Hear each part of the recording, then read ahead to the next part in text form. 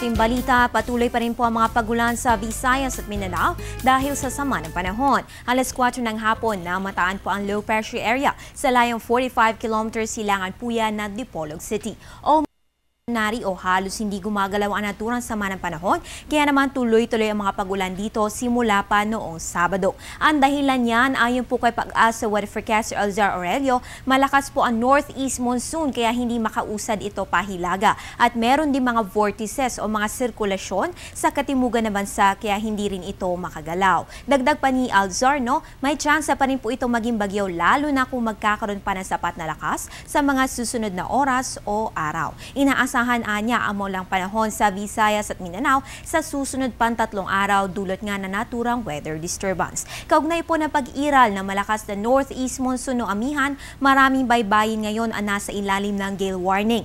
Narito po ang earth wind map. Makikita ang direksyon ng hangin at yan po ay mostly nagmumula sa hilagang silangan. So base po dito, inaasahan ang strong to gale force winds at rough to very rough na kondisyon ng karagatan sa mga susunod na oras. Kabilang po dito ang northern seaboards na northern Luzon, eastern seaboards na northern at central Luzon, eastern seaboards na southern Luzon, at eastern seaboards na Visayas sa baybayin po yan ng Samar at Leyte. Para sa mga mangingisda na may maliliit na sasakyang madagat, kung maaari lamang ay iwas laot sa mga nabanggit na baybayin. At para naman sa mga larger sea vessels, maging handa po sa malalaking alon. Sa mga susunod na oras naman, ayon po sa weather forecast na Pag-asa, ang Visayas at mga rehiyon na northern Mindanao at Caraga ay makaranas pa rin na mabibigat na pag-ulan at thunderstorms. Mag-monitor po ng mga balita at maging alerto sa posibilidad ng pagbabaha at landslides dulot ng sama ng panahon. Asahan naman ang light to moderate rains at thunderstorms sa Bicol Region, Mimaropa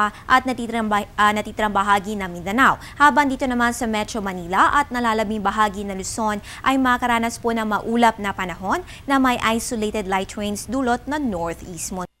At speaking of northeast monsoon, marami na nga ang nagkakaramdam pa ng malamig na panahon at pahirapang bumangon sa mga araw na ito. At mukha pong magpapatuloy pa yan hanggang sa Pebrero. Alam nyo ba na ang lowest temperature ever recorded sa Baguio City ay noong January 18, 1961 na may 6.3 degrees Celsius. So far, hindi pa po nabibreak ang naturang record. Sa parehong araw ng taong 2013, naitala naman ang 9.5 degrees Celsius last year. So yan po ang pinakamababang temperatura sa Baguio City.